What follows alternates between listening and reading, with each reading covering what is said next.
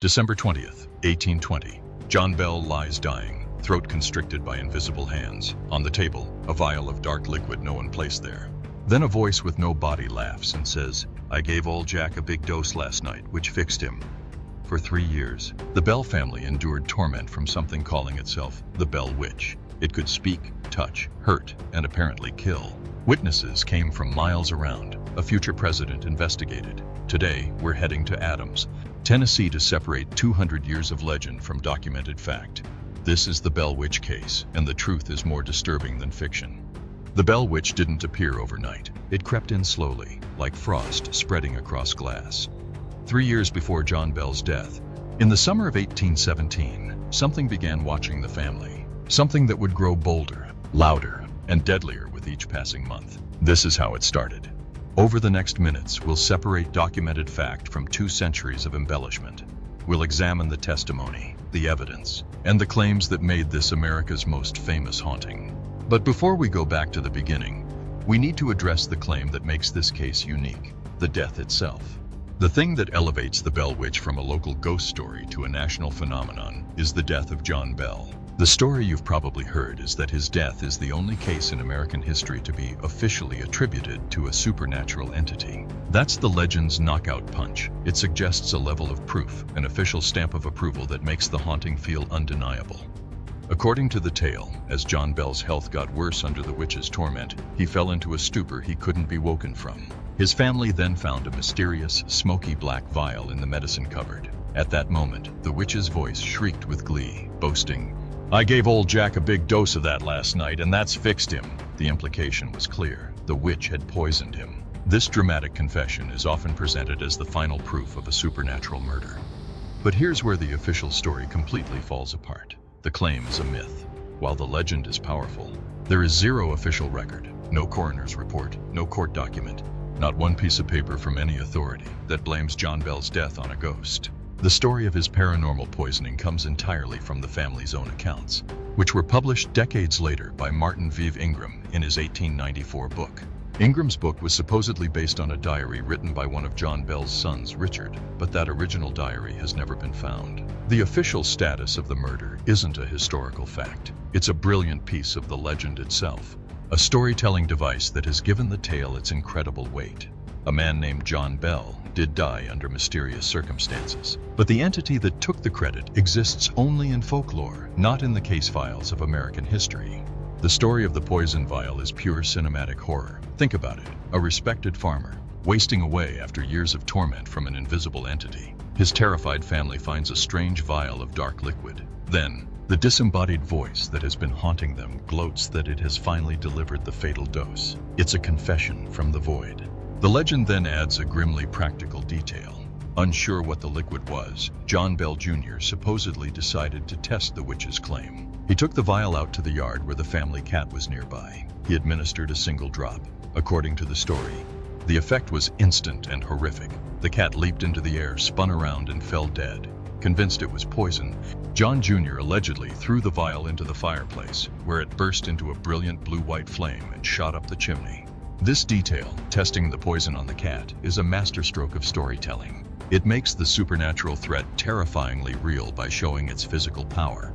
But just like the official cause of death, this chilling episode doesn't come from any first-hand evidence from 1820. It's a detail that pops up in later, more dramatic retellings.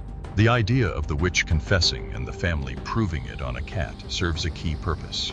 It removes all doubt and paints the entity as a cold, calculating murderer. It's a powerful part of the legend, but it's still just a story. The vial and the dead cat are ghosts in the narrative, just like the witch herself. Every good villain needs an origin story, and folklore gave the Bell Witch a very human one. For centuries, the prime suspect for the witch's identity has been a woman named Kate Batts. She was a neighbor who, according to legend, believed John Bell had cheated her in a land deal. The story goes that Batts swore a curse on Bell and his family, vowing to haunt them. It was the perfect motive, revenge. The entity itself was often called Kate by the family, a direct link to Mrs. Batts. Some versions of the story even have the witch identifying as Kate Batts's witch. It was a satisfying explanation that grounded the formless terror in a local feud.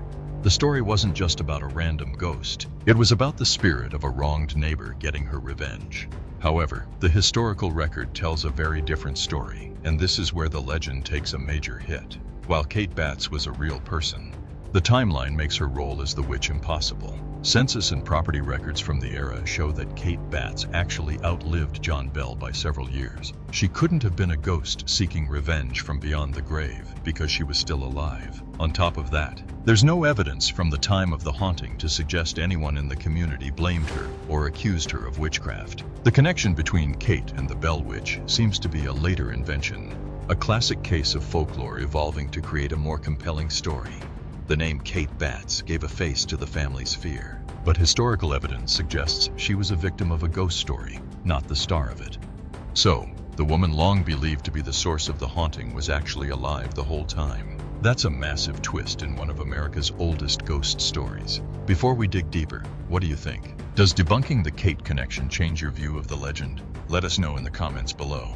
A short walk from the original Bell family homestead lies a place that has become the modern epicenter of the legend, the Bell Witch Cave. Today, tourists and paranormal investigators flock here, hoping to connect with the infamous spirit. The popular story is that this dark cavern was the witch's home, her physical sanctuary. Some versions of the tale even claim the cave is a portal to the spirit realm. The stories about the cave are chilling. One famous tale involves a group of boys exploring it, when one of them got his leg mysteriously stuck in a crevice. After his friends failed to pull him free, the witch's voice supposedly echoed from the darkness, offered to help, and then violently threw the boy out of the cave, freeing him. This story and others cemented the cave as the witch's lair. But if you peel back the layers of legend, the cave's role looks very different. In the earliest accounts, the paranormal activity was almost exclusively focused on the Bell family's home and farm. The witch tormented them in their bedrooms and at their dinner table.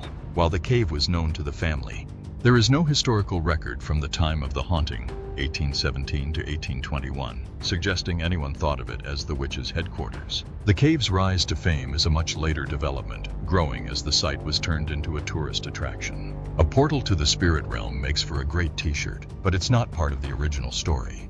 The secret of the Bell Witch Cave may have more to do with modern marketing than historical horror. The real haunting, as the Bells told it, happened within the terrifyingly ordinary walls of their own home. The Bell Witch's terror wasn't supposed to end with John Bell's death. A huge part of her fearsome reputation comes from her alleged prophecies, especially the promises of her return. After John Bell died and Betsy Bell's engagement was broken, the entity's presence began to fade. According to the legend, the witch announced she was leaving, but vowed to return in 7 years. Folklore says that, true to her word, she came back in 1828. This time the activity was supposedly less violent and centered on John Bell Jr., engaging him in long philosophical conversations before leaving again. But she left with a much more dramatic prophecy. She would return once more in 107 years. That year would be 1935. This long-range prediction basically set up the ultimate sequel, ensuring that future generations would be watching and waiting. As 1935 approached, anticipation grew. A descendant of the family even published a book about the haunting in 1934, feeding the hype. When the year finally arrived, some people did claim to hear strange noises or see odd lights around the old Bell property. But a closer look reveals another secret.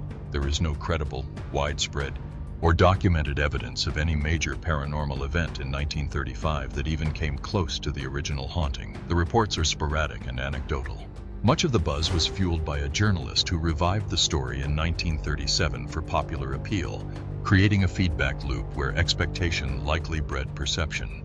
The prophecy is a brilliant part of the myth, but its fulfillment is a matter of rumor, not fact. The witch's greatest return may have been in the pages of newspapers, not on the Bell family farm.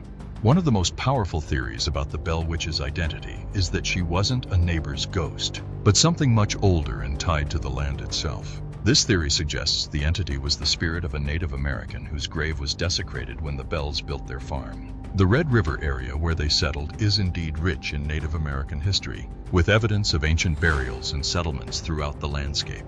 This idea provides a compelling motive. It reframes the witch not as a random demon, but as a guardian of the land seeking justice. Some versions of the legend even have the entity claiming its bones had been disturbed. This theory connects the haunting of one family to the much broader, darker history of colonial expansion and the displacement of indigenous peoples. It turns a ghost story into a parable about the land remembering the sins committed upon it. While this theory is powerful, it's built on speculation, not solid proof. Though the region is known for ancient burial sites, there is no direct historical or archaeological evidence that links the Bell family farm to a disturbed Native American grave. The idea is a theory, layered onto the story later as people tried to answer the biggest question: why?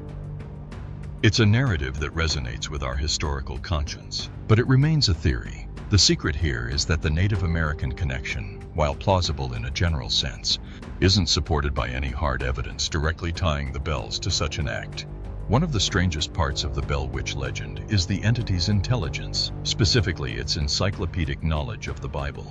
On the 19th century frontier, this was maybe even more shocking than the physical attacks. This wasn't your average poltergeist. This thing was articulate, and it could debate a preacher under the table. According to witness accounts, the witch could engage in complex religious arguments, quoting scripture with perfect accuracy to make its points. The most extraordinary claim was its alleged ability to repeat sermons. The legend says the entity could, on a Sunday morning, simultaneously recite two different sermons being delivered miles apart, one Methodist and one Baptist. The witch would supposedly quote both word for word, all while mocking the preachers and the hypocrisy of their congregations. This suggested a kind of omniscience, an ability to be everywhere at once. It terrified people because it implied they weren't dealing with a simple ghost, but something far more powerful. However, like the other spectacular claims, this one has to be taken with a grain of salt. The story of the sermon reciting ghost is a pillar of the folklore, but it's not backed up by any verifiable documents from the time. These stories come from the same oral traditions and later writings that make up the rest of the legend. It's a classic feature of legend building. The more incredible the details, the more powerful the entity becomes, and the better the story. The secret isn't that a ghost knew the Bible, it's that a story about a Bible-quoting ghost makes for a much more terrifying and enduring legend. What do you find more terrifying, a ghost that slaps and pinches, or one that can out-preach a preacher? The Bell Witch was apparently both. We're curious, what aspect of this haunting do you find the most unsettling? Let us know your thoughts in the comments. In most ghost stories, the entity is either good or evil. The Bell Witch, however, is not that simple. One of the most fascinating aspects of the legend is the entity's profound duality. It was capable of both shocking kindness and extreme cruelty, often aimed at different members of the same family. Its cruelty was legendary, and its main targets were John Bell Sr. and his daughter Betsy. It cursed John, whom it called Old Jack, slapped him, and, according to the legend, murdered him. Its abuse of Betsy was just as vicious. It would pull her hair, pinch her, and stick her with invisible pins. The torment was relentless, and the entity's stated goal was to stop her from marrying a local man named Joshua Gardner, a goal it achieved when Betsy finally broke off the engagement. And yet, this same entity showed a strange and gentle affection for Lucy Bell, John's wife. It often called her the most perfect woman on earth. Instead of hurting her, it would sing her hymns. When Lucy was sick, the witch would show concern. This bizarre dichotomy is what makes the story so compelling. Why would a spirit hell-bent on destroying a man and his daughter act like a gentle admirer of that man's wife? This secret, the witch's dual nature, opens the door to more unsettling questions. Was this a reflection of the witch's personality? Or was it a supernatural manifestation of the hidden tensions within the Bell family itself? While the Bell Witch is most famous for being an invisible force, the legend is also full of terrifying apparitions. The entity was apparently a shapeshifter, and its favorite form was a strange, dark animal. The very first paranormal event of the saga, according to the story, happened when John Bell saw a bizarre creature in his cornfield with the body of a dog and the head of a rabbit. He shot at it, and it simply vanished. From then on, strange animal apparitions were a recurring theme. The most famous was a large black dog that would appear on the property, sometimes described as having glowing eyes or, even more monstrously, two heads. These visions were especially terrifying to the Bell family's slaves, who reported frequent encounters with the beast. The black dog became a potent symbol of the witch's presence, an omen of doom. But here's the secret. A big, scary black dog is basically Horror 101 across cultures. Large black dogs, often called hellhounds or black shucks, are ancient symbols of doom and guardians of otherworldly gateways. Their appearance in the Bell Witch legend connects this American story to a much older tradition of supernatural folklore. The fact that the haunting was punctuated by sightings of a monstrous black dog doesn't necessarily prove a shape-shifting spirit was involved. It shows how the storytellers, maybe even the bells themselves, used a familiar and terrifying symbol from our collective unconscious to give a face to their invisible tormentor. The black dog was a universally understood symbol for a demon. John Bell's death in 1821 wasn't the end of the story. It was just the end of chapter 1. Today, the legend is alive and well, centered on the Bell family cemetery, a small plot of land in Adams where John Bell is buried. According to modern folklore, the place is still haunted and the witch's curse never really left. Visitors to the cemetery and the nearby cave report all sorts of paranormal phenomena, disembodied whispers, sudden cold spots, and even feeling pushed by an unseen force. Paranormal investigators claim to capture spirit voices on digital recorders and present photos of orbs as proof that the entity is still there. A new grave marker for Betsy Bell, the witch's primary target, is often covered in coins and trinkets left by visitors, like offerings to appease a restless spirit. This brings us to our final secret. The lingering curse is the modern phase of the legend, kept alive by storytelling, tourism, and our own desire to connect with this epic tale. All modern claims of paranormal activity are anecdotal. The EVPs, orb photos, and feelings of dread are the tools of modern ghost hunting, not verifiable proof. The tradition of leaving gifts on Betsy's grave isn't an ancient custom. It's a recent phenomenon born out of the legend's modern popularity. The secret buried in the Bell family cemetery today isn't the witch herself, but our own unending fascination with her. The haunting continues because we refuse to let the ghost rest. So, what do you think is the truth behind the Bell Witch? A genuine supernatural case, a clever hoax, or a complex piece of folklore fueled by family tensions and the harshness of frontier life? We've seen how stories of poison, prophecies, and desecrated graves were woven into this legend, but the core mystery is still there. Let us know your theories in the comments below. And if you found this dive into the shadows of American history as fascinating as we did, make sure to hit that subscribe button and ring the notification bell. We have plenty more secrets to unearth.